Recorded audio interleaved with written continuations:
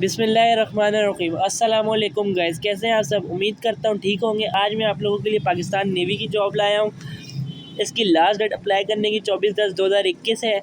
Number of post 500 plus है। Education इसकी matric चाहिए।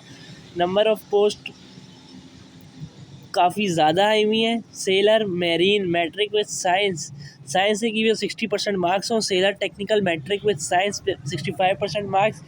Female medical technician matric with science and biology 65% marks हों।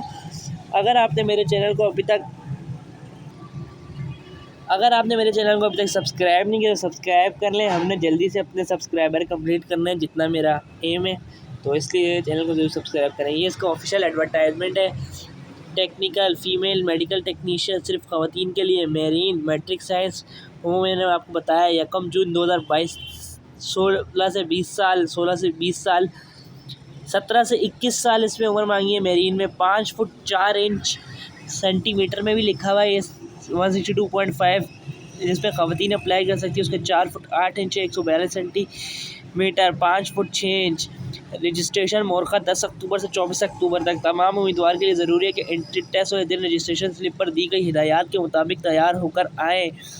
Test computerise होने की वजह से उम्मीदवारों को कंप्यूटर का बुनियादी इस्तेमाल जानना ज़रूरी है।